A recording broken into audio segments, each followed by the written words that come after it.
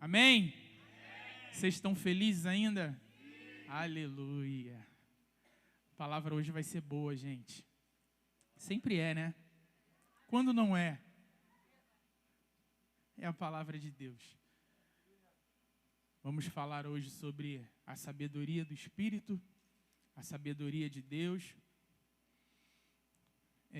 Para quem não sabe, para quem nos visita, nós estamos numa série de pregações na carta de Paulo aos Coríntios.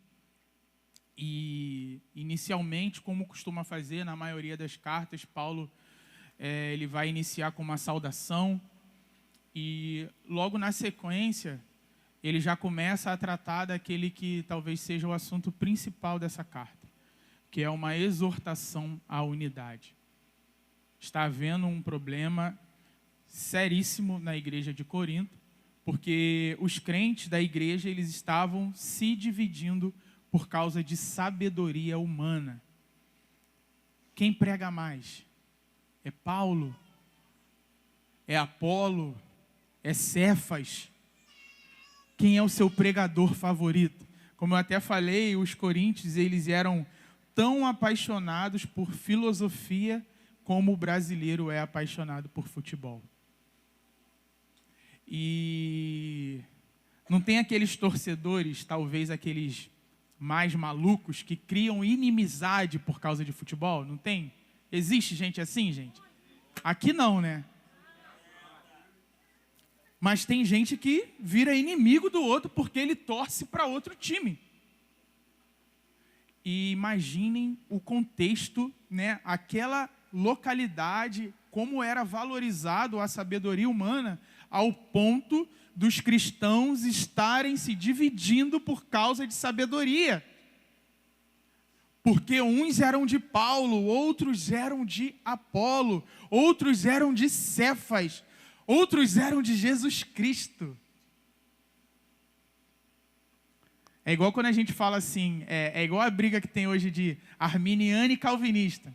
Aí sempre tem aquele outro que é mais crente, aí fala assim, eu sou de Jesus. Eu não sou arminiano nem calvinista, eu sou de Cristo. É o pior, né? Esse aí não estudou, aí não deu tempo de se decidir ainda, porque só tem duas vias, meus amigos. Ou você vai ser um, ou você vai se identificar com a outra posição. Então é importante que a gente saiba que nem todo posicionamento ele é sábio, né? Então era isso que estava acontecendo ali naquela igreja. E Paulo está fazendo uma exortação contra essa divisão que estava acontecendo. A mensagem do Evangelho, ela é oposta a tudo aquilo que o mundo valoriza. Então, o que o apóstolo Paulo está querendo dizer é: o que vocês buscam e valorizam não é capaz de salvar a vida de vocês. Vocês estão valorizando a coisa errada. O Evangelho destrói a sabedoria dos sábios, é o que diz a palavra. Ele humilha a inteligência dos inteligentes. E hoje nós vamos observar ainda mais fundo o conteúdo do ministério dos apóstolos, que não era a sabedoria humana, mas uma sabedoria sobrenatural ensinada pelo Espírito Santo. Os seres humanos rejeitam a sabedoria de Deus porque o próprio Deus a escondeu deles. Mas agora ela foi revelada àqueles a quem ele predestinou a entendê-la. E quando eu digo predestinou, é porque essa sabedoria, ela não foi inventada em algum momento da história porque as coisas estavam dando errado. Mas na eternidade ela já estava presente. Ela apenas foi revelada para nós. Então, a sabedoria que ninguém poderia conceber ou imaginar não é produto da inteligência humana, mas é revelada pelo Espírito Santo, pois somente o Espírito de Deus é capaz de revelar a mente de Deus. Nenhum ser humano tem a capacidade inerente de conhecer a Deus. Portanto, o único caminho para se conhecer a Deus é Ele tomar a iniciativa de se revelar. E Ele fez exatamente isso na cruz. Então, o nosso foco dessa mensagem que nós vamos tratar hoje é o ministério do Espírito Santo de revelar a sabedoria de Deus. 1 Coríntios, capítulo 2, dos versos 6 até o 16. Se você tiver com a sua Bíblia.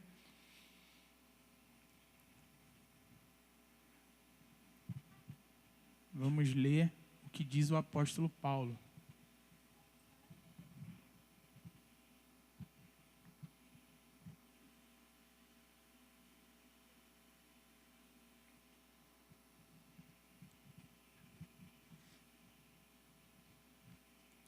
Primeiro aos Coríntios, capítulo 2, versículo 6, diz assim: No entanto, transmitimos sabedoria entre os que são maduros, não, porém, a sabedoria deste mundo, nem a dos poderosos desta época, que são reduzidos a nada. Pelo contrário, transmitimos a sabedoria de Deus em mistério, a sabedoria que estava oculta e que Deus predeterminou desde a eternidade para a nossa glória. Nenhum dos poderes, ou melhor, nenhum dos poderosos deste mundo conheceu essa sabedoria, porque se a tivessem conhecido, jamais teriam crucificado o Senhor da glória. Mas como está escrito, nem olhos viram, nem ouvidos ouviram, nem jamais penetrou em coração humano o que Deus tem preparado para aqueles que o amam. Deus, porém, revelou isso a nós por meio do Espírito, porque o Espírito sonda todas as coisas, até mesmo as profundezas de Deus. Pois quem conhece as coisas do ser humano, a não ser o próprio espírito humano que neles está? Assim, ninguém conhece as coisas de Deus, a não ser o Espírito de Deus. E nós não temos recebido o Espírito do mundo, e sim o Espírito que vem de Deus, para que conheçamos o que por Deus nos foi dado gratuitamente. Disto também falamos, não em palavras ensinadas pela sabedoria humana, mas ensinadas pelo Espírito, conferindo coisas espirituais com espirituais.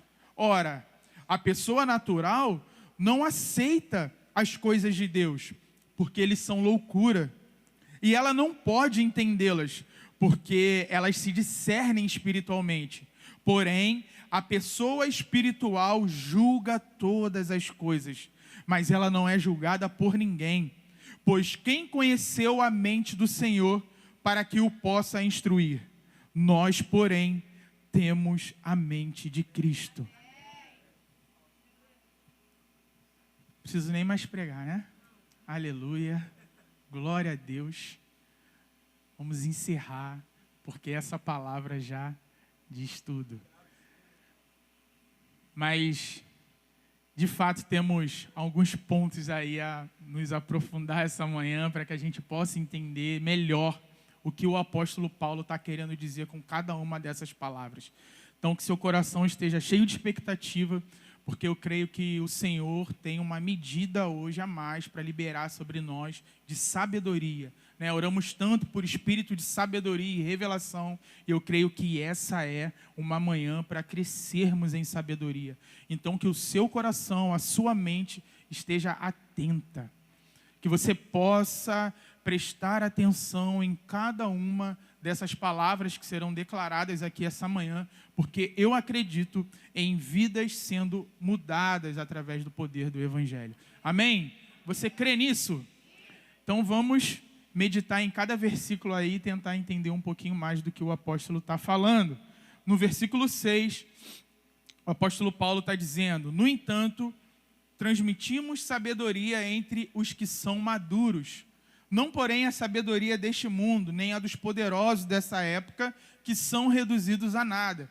Então, esse maduros aí, em algumas traduções, nós vamos encontrar a expressão experimentados, né? Aqueles que são, na verdade, convertidos, né? Alguém que tem o Espírito Santo e pode ser tratado como uma nova criatura. Provavelmente é isso que Paulo está querendo dizer com essas palavras, porque ele está comparando os salvos com os perdidos. E isso é tão ofensivo, positivamente falando, que ele está querendo dizer assim: vocês da igreja de Corinto estão se comportando como quem não tem o Espírito Santo. Vocês são imaturos. Vocês não estão revelando o fruto do Espírito. Vocês estão se dividindo por sabedoria humana. Vocês estão com motivações erradas no coração de vocês. Aquilo que não tem valor para Deus está sendo capaz de pará-los, de desanimá-los, de fazê-los se dividir. Vocês estão diante de um problema grave. E eu queria falar um pouco mais sobre isso. É o que Paulo está dizendo. Então, viver da forma que a igreja de Corinto está vivendo, era como viver na impiedade, viver como um ímpio, viver como alguém que não foi salvo.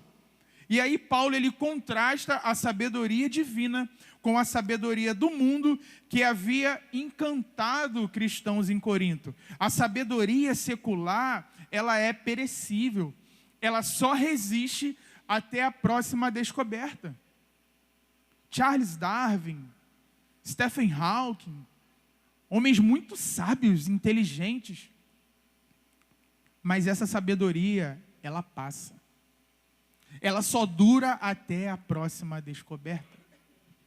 Quando falamos de Deus, nós estamos falando de uma sabedoria que não passa. Uma sabedoria que permanece. Então, como diz o apóstolo aqui, o evangelho, ele não reproduz a sabedoria deste mundo, mas e nem a dos poderosos desta época, que são reduzidos a nada. Os poderosos do mundo vão passar, mas a sabedoria de Deus vai permanecer. O versículo 7, ele continua dizendo: pelo contrário, transmitimos a sabedoria de Deus em mistério, a sabedoria que estava oculta e que Deus predeterminou desde a eternidade para a nossa glória.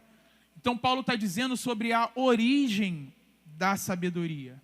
Qual é a origem? E não se trata, como eu falei no início, de uma sabedoria inventada em algum momento da história. Deus não foi surpreendido, né? E agora eu preciso de um plano B. Eu preciso criar algo, eu preciso inventar algo, porque a humanidade está perdida. Então eu vou criar a sabedoria para conduzi-los por um caminho mais excelente. Não. Ela sempre existiu. O evangelho não é uma ideia tardia, um plano de última hora, mas algo planejado na mente de Deus desde a eternidade. O conhecimento de Deus não é produto da investigação humana, mas é uma revelação divina. Nós conhecemos a Deus porque Ele se revelou a nós. E o que será que Paulo quer dizer com essa sabedoria que estava oculta e que Deus predeterminou desde a eternidade para a nossa glória? Sabe por que essa sabedoria estava oculta? E aqui a gente começa a entrar na parte boa do negócio. Eu confesso que fiquei maravilhado, já tinha lido esse texto muitas vezes, mas acho que essa dedicação para pregar sobre essa palavra fez o meu coração queimar de alegria, assim. Porque quando ele fala dessa sabedoria que estava oculta, ele está dizendo assim: Cristo já estava no Antigo Testamento, mas os judeus não viram. Sabe uma ação que do Antigo Testamento que revela claramente que essa sabedoria estava oculta? O sacrifício de animais. Para quem o sacrifício de animais apontava? Para quem o sacrifício de animais apontava, gente? Vocês não estão muito confiantes não, né? Vocês estão com sono? Pouquinho? Tá virado, né, mano? Você tem direito. O cara trabalha de madrugada. Mas tem um monte de gente aí que podia ter dormido cedo, né? Vamos lá. Para quem o sacrifício de Cristo apontava?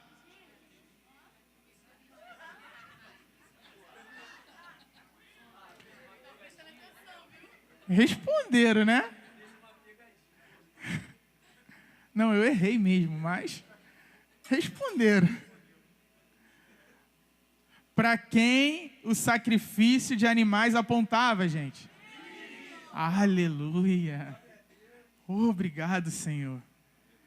Para quem o cordeiro pascal apontava? Sabe o cordeiro da Páscoa lá de Êxodo?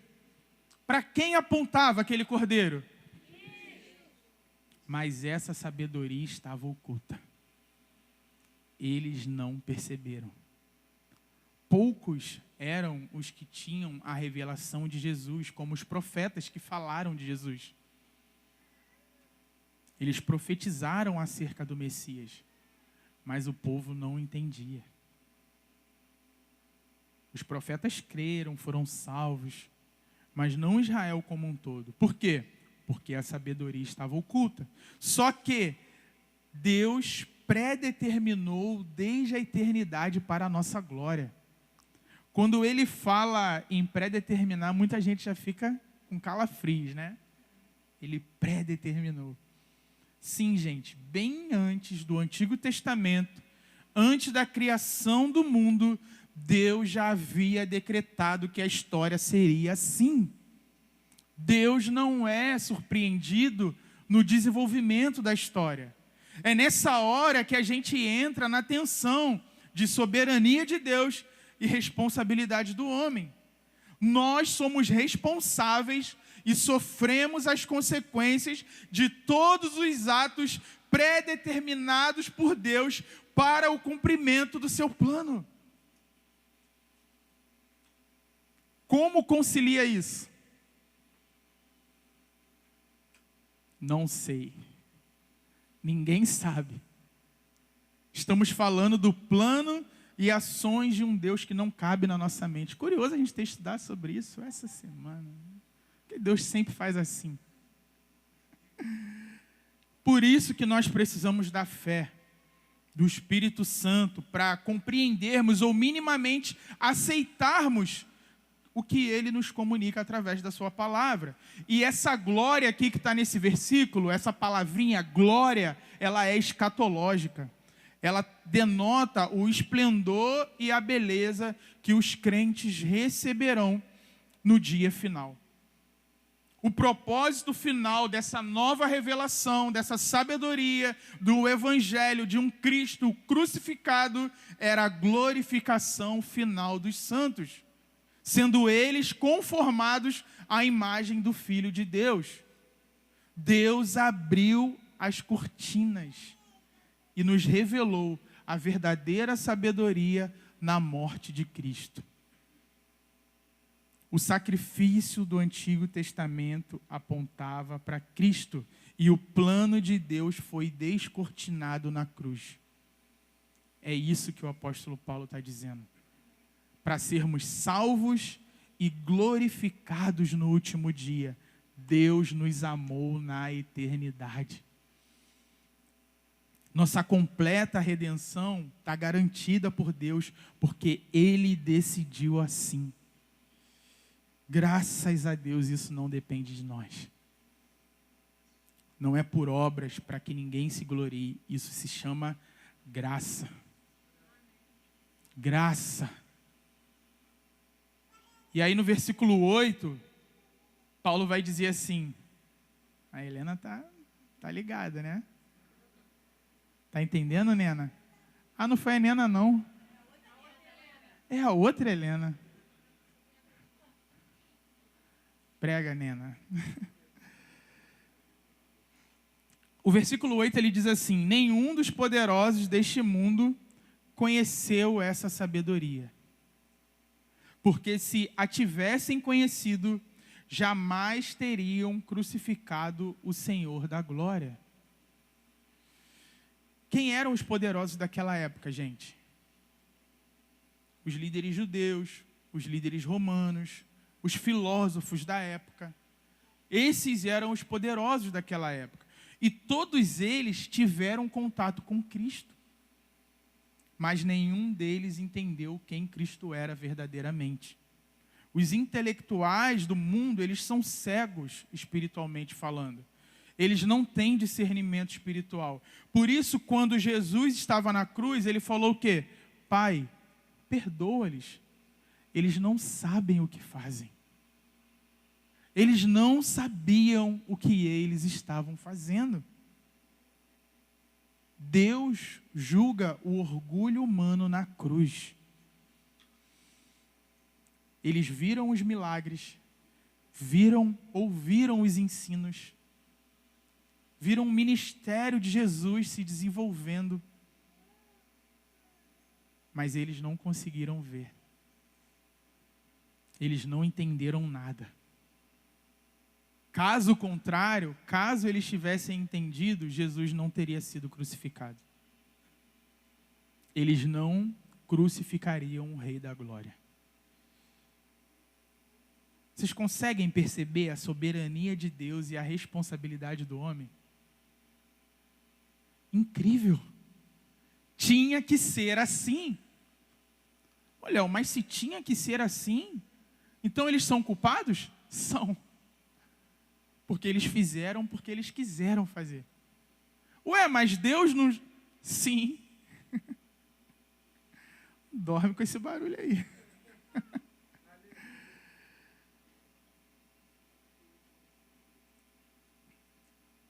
Essa ignorância espiritual por parte dos poderosos da época, elas foram a causa de um grande mal e um grande bem.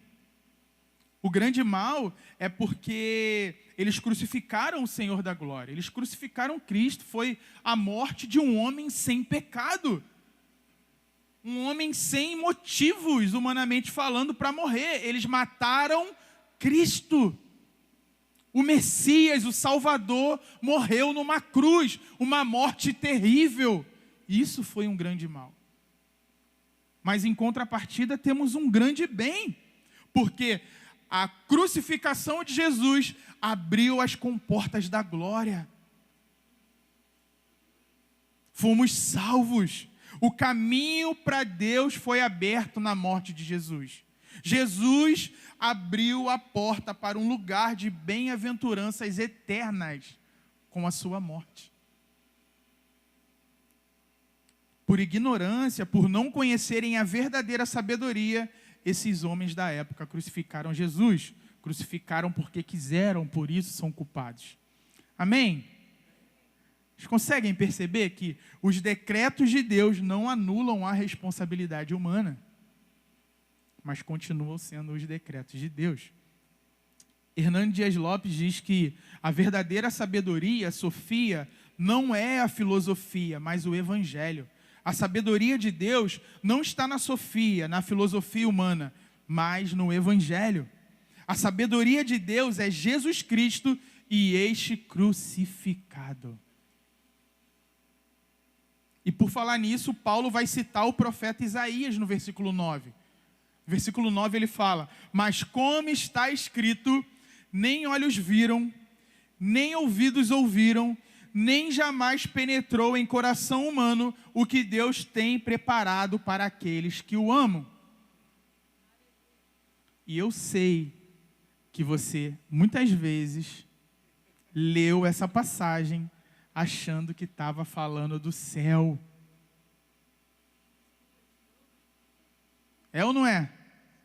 Nem olhos viram as ruas de ouro, nem ouvidos ouviram o coral de anjos. o que Deus tem preparado para aqueles que o amam, né? Nem penetrou no coração do homem as riquezas insondáveis de Deus. Uau! Viram como expor o texto é importante? Viram como ler a Bíblia no seu contexto muda tudo? Sobre o que Paulo está falando aqui, gente? A sabedoria de Deus, Cristo. Cristo! A sabedoria de Deus. O que é que nem olhos viram, nem ouvidos ouviram, nem jamais penetrou no coração humano? Cristo crucificado.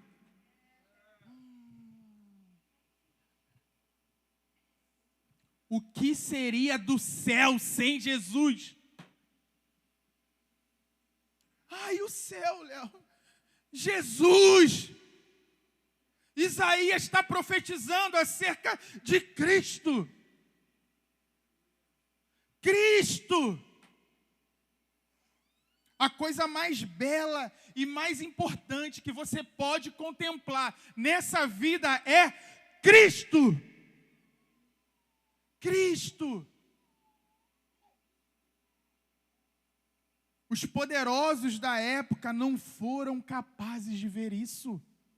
Eles viram o Rei da Glória, mas não perceberam quem ele era.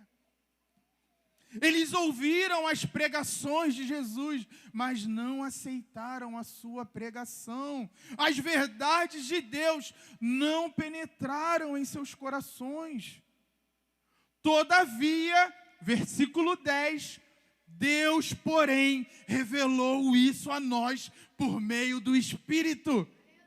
Porque o Espírito sonda todas as coisas, até mesmo as profundezas de Deus. Você pode ser grato por isso?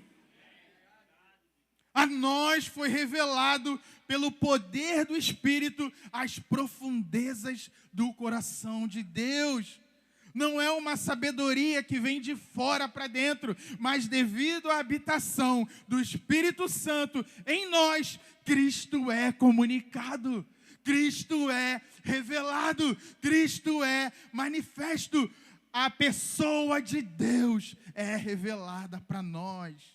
Olha a beleza da Trindade aqui nesse contexto. Jesus morreu para que pelo Espírito nós pudéssemos acessar o coração do Pai, as riquezas do coração do Pai. E o que está dentro do coração do Pai? Cristo. Aleluia. É melhor que ruas de ouro. Era melhor. Obrigado, Espírito Santo, por tornar manifesto para nós, cristãos, aquilo que sempre foi oculto para o mundo. O mesmo Espírito que falou pela boca dos profetas, agora penetrou em nossos corações, para nos convencer que aquilo que eles proclamaram fielmente havia sido divinamente ordenado. Deus se revelando. Se você crê em Jesus, se existe uma viva esperança em seu coração, dê graças a Deus. Pois por você mesmo isso não seria possível. Deus te revelou o que Ele tinha desde a eternidade preparado para você. Cristo é a sabedoria de Deus. Por mais que o livro de Provérbios seja poético, tem revelações profundas ali também. É difícil a partir disso não enxergar Jesus nas palavras do sábio autor. Provérbios 8, a partir do verso 22, se você quiser abrir aí para a gente ler junto, Provérbios 8, 22, fala sobre a eternidade da sabedoria.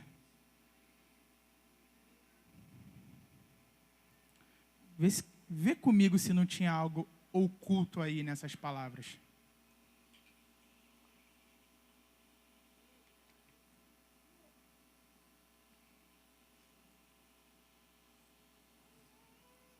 Provérbios 8, a partir do verso 22.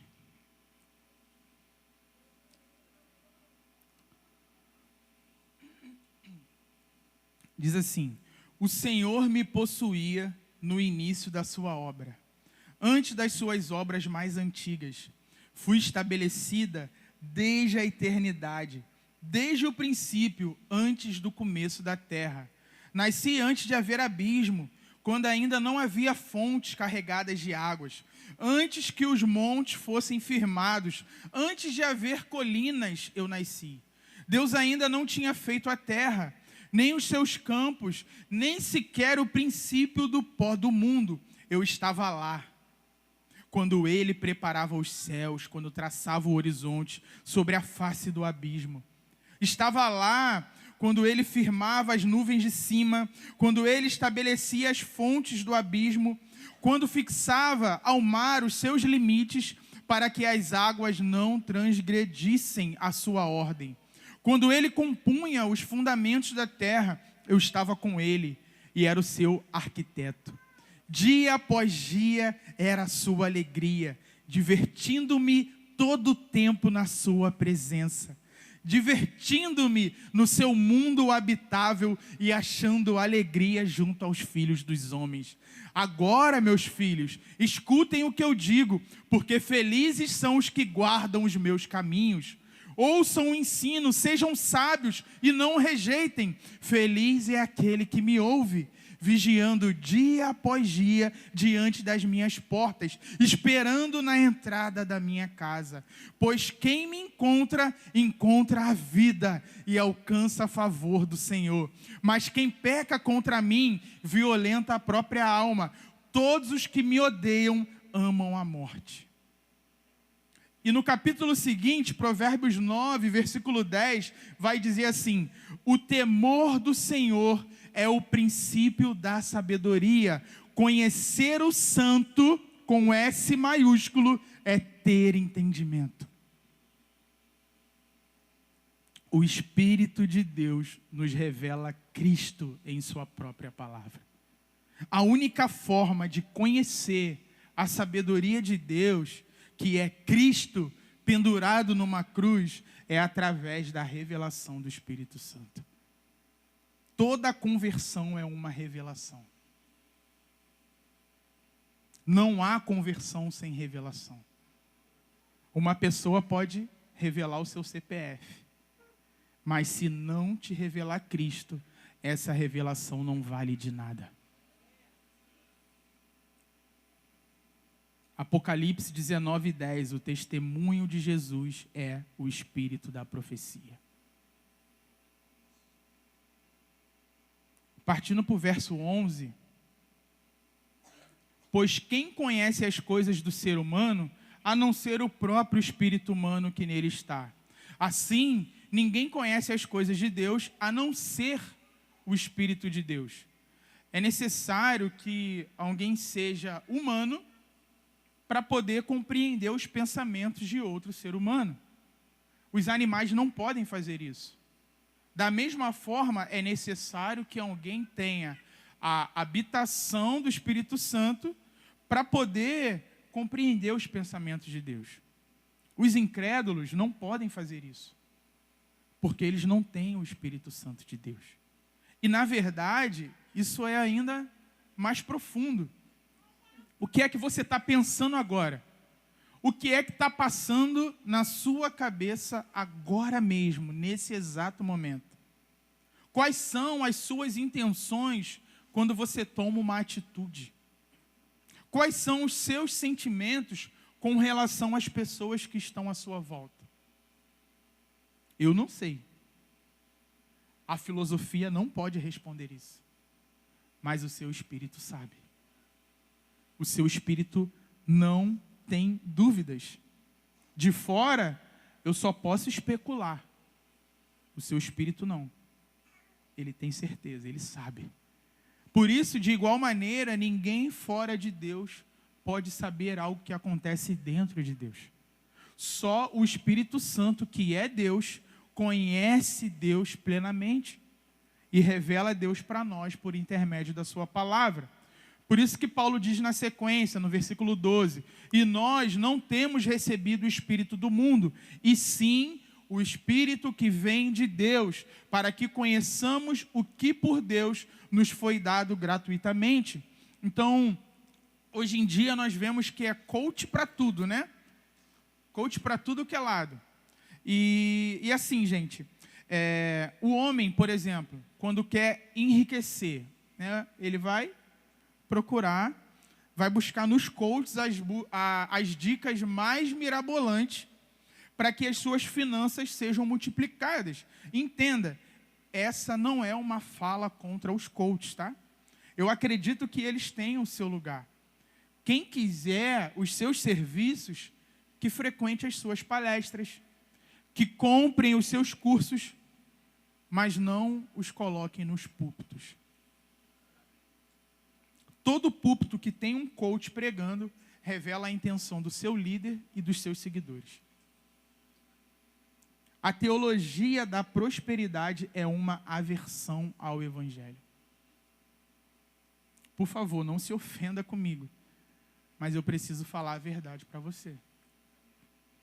Se você veio aqui buscar uma vida melhor, a porta de um emprego, a chave de uma casa, um carro, você veio no lugar errado. Se você busca conforto, o Evangelho de Cristo não vai poder te ajudar. Talvez o movimento Hare Krishna, budismo, né? Talvez nesses lugares você possa encontrar isso. Jesus não tinha compromisso com a multidão que estava só atrás do pão. Quando alguém empolgado dizia que queria seguir a Jesus, ele era o primeiro a desestimulá-lo. Certamente, na frente da casa de Jesus não estava escrito assim, não tinha uma placa escrita assim, pare de sofrer. Se tivesse uma placa na frente da casa de Jesus, seria muito mais fácil você encontrar a seguinte descrição: vem morrer comigo.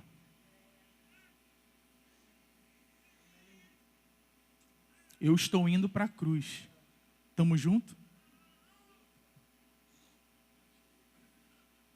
Estamos juntos? E a pergunta de Jesus não mudou.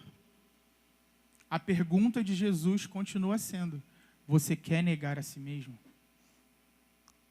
Só vai desfrutar da eternidade ao lado de Deus quem abriu mão dessa vida. E não é porque você abriu mão dessa vida, mas é porque abrir mão dessa vida revela quem habita em você. É só com essa postura de coração que você pode se juntar a Paulo e declarar o que ele diz lá em Filipenses capítulo 4. Sei o que é passar necessidade, sei também o que é ter abundância. Aprendi o segredo de toda e qualquer circunstância, tanto de estar alimentado como de ter fome, tanto de ter em abundância como de passar necessidade. Tudo posso naquele que me fortalece. Paulo aprendeu a viver contente em qualquer situação.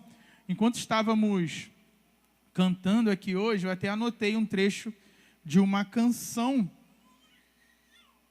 dentro das canções que nós ministramos ao Senhor aqui essa manhã juntos como igreja, que diz assim: por isso considero tudo como perda, pois eu vi alguém mais belo, eu vi alguém mais nobre, alguém mais excelente.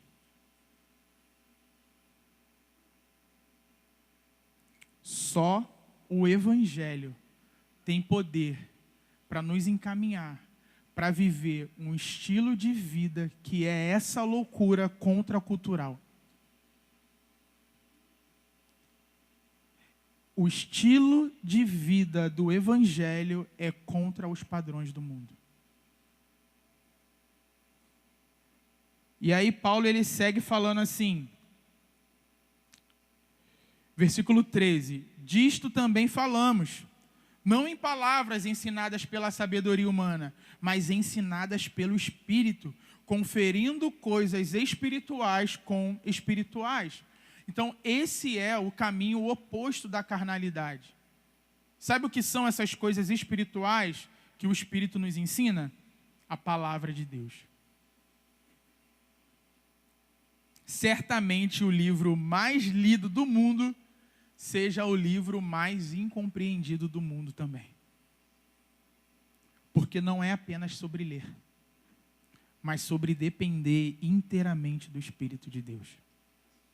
Bem-aventurados os pobres de espírito, porque deles é o reino dos céus.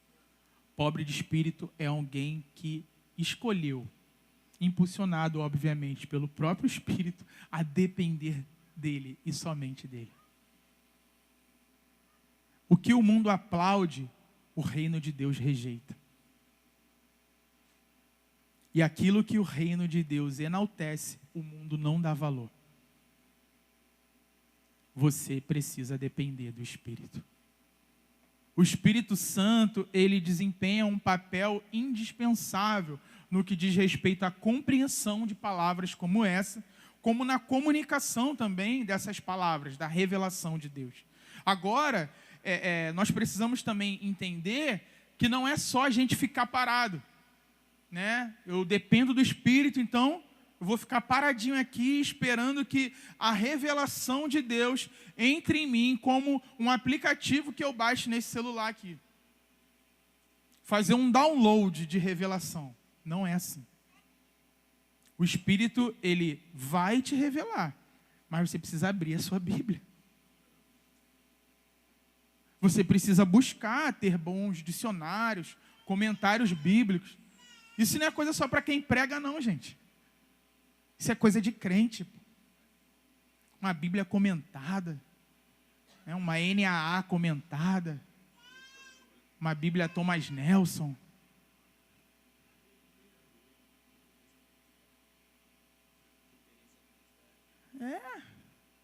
Tudo aquilo que a gente puder adquirir de ferramentas que nos levem a uma profundidade maior do conhecimento de Deus é importante. Por quê? Porque Deus, ele não quer se revelar por completo nessa era para uma pessoa. Ele vem se revelando ao longo de muitos anos para muitas pessoas. E aí tem gente caindo em erro hoje que já foi detectado e eliminado da vida da igreja há 2, 3, 4 séculos atrás. E o cara está caindo no erro hoje. Porque ele acha que não precisa estudar, porque ele acha que não precisa da história da igreja, porque ele acha que não precisa de um comentário bíblico, porque ele acha que não precisa da hermenêutica, enfim. E o principal, gente, sem esquecer disso, tá? A Bíblia interpreta a Bíblia. Porque tem gente por aí querendo abrir mão da Bíblia, com palavras tipo, nós seguimos a Jesus, não a Bíblia. A Bíblia está ultrapassada, precisa ser atualizada.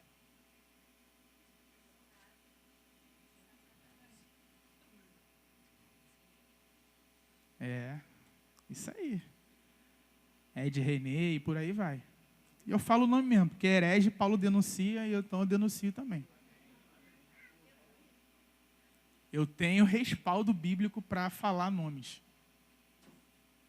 E quem segue está seguindo doutrina de demônio. Amém?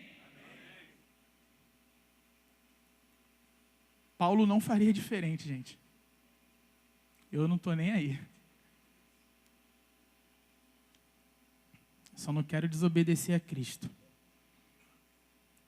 E aí no versículo 14 o apóstolo Paulo continua dizendo, ora, a pessoa natural não aceita as coisas do Espírito de Deus, porque eles são loucura.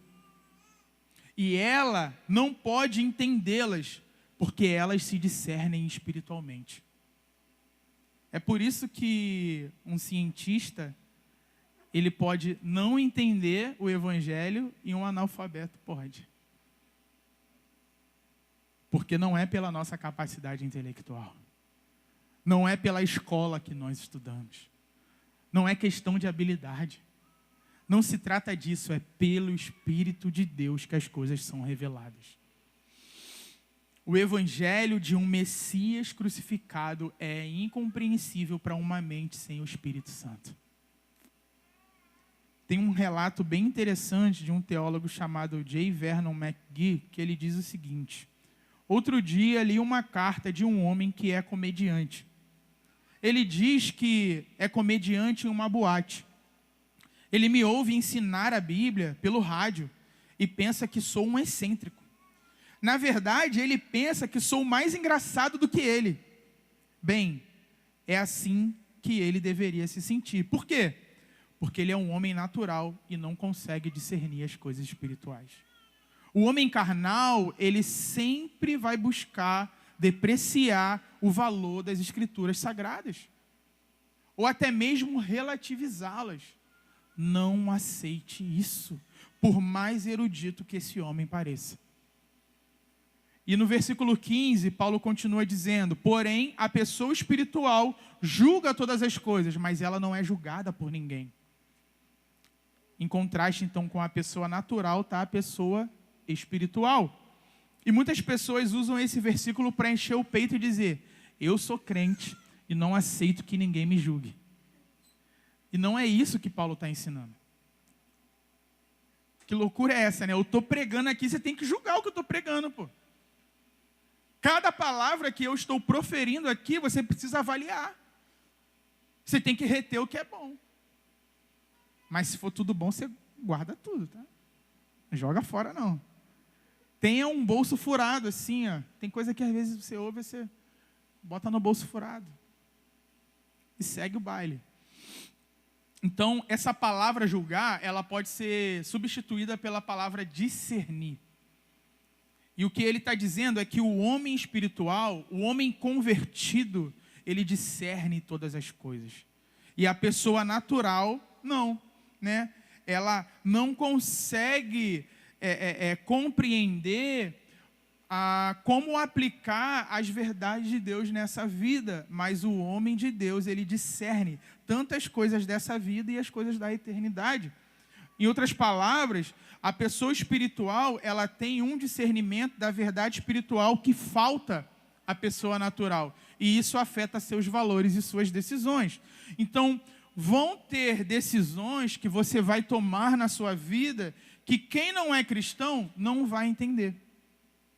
Porque a sua mente não é mais a mente do mundo.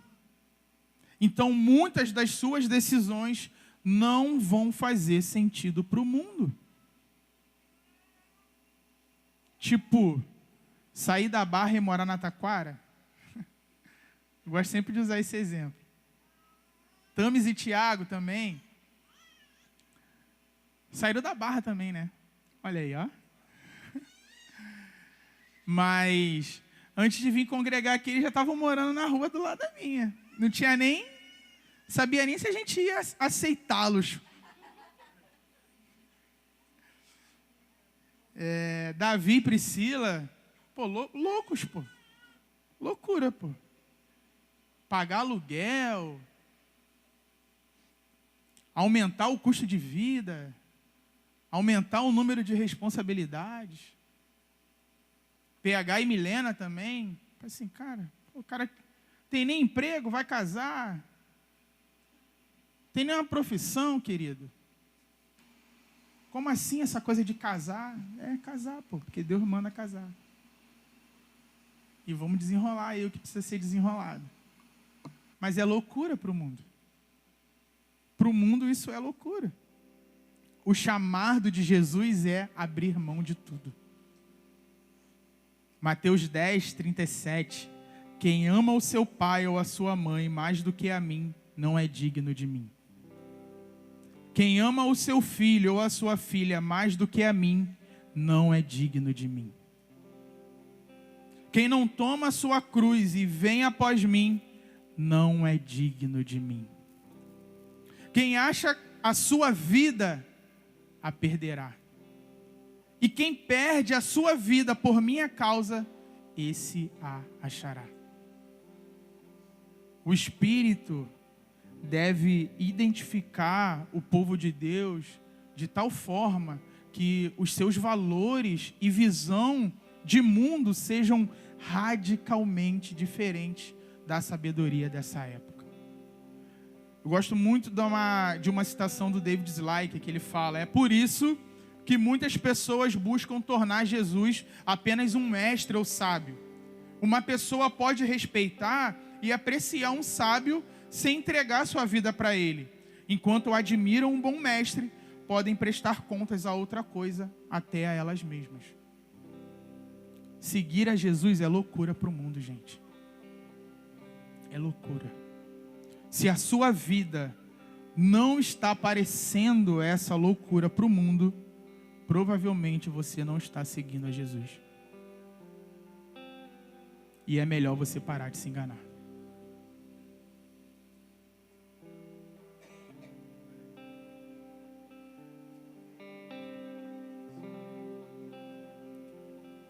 Versículo 16: pois quem conheceu a mente do Senhor para que o possa instruir? Nós, porém, temos a mente de Cristo. A mensagem que Paulo pregou em Corinto é produto da mente de Deus. O teólogo chamado Fritz Heineck disse que a mente de Cristo são os pensamentos, os conselhos, os planos e o conhecimento de Cristo, conhecidos pelo homem mediante a ação do Espírito Santo. A mensagem da cruz foi ordenada antes da criação desse mundo. Ela não foi uma mensagem de última hora. Deus não a criou porque o plano A fracassou. O Evangelho, ele foi pré-ordenado antes dos tempos eternos. Deus escolheu nos salvar através da loucura da pregação do Evangelho do Cristo crucificado. Jesus morreu para que, pelo Espírito, todos pudessem se achegar ao Pai. E tudo que o Pai deseja que você saiba está na sua palavra. Se você não gosta de ler, você está na religião errada. Porque Deus deixou um livro e te deu o Espírito Santo para te revelar as profundezas do coração dele através dessas palavras. Uma marca da maturidade cristã é o emprego consciente por parte do crente da atitude e do ponto de vista de Cristo em todas as áreas da sua vida. Nós precisamos de uma vida marcada pela sabedoria de Deus. Voltar ao que lemos no primeiro capítulo dessa série, rapidinho, para a gente finalizar. 1 Coríntios 1, 22 ao 25. Porque os judeus pedem sinais e os gregos buscam sabedoria. Mas nós pregamos o Cristo crucificado, escândalo para os judeus, loucura para os gentios. Mas para os que foram chamados, tanto judeus como gregos, Cristo é o poder de Deus e a sabedoria de Deus. Viram que a resposta já estava aqui? Cristo é a sabedoria de Deus. Porque a loucura de Deus é mais sábia do que a sabedoria humana. E a fraqueza de Deus é mais forte do que a força humana. Uma vida profética é uma vida que revela Jesus. Eu quero orar por vocês.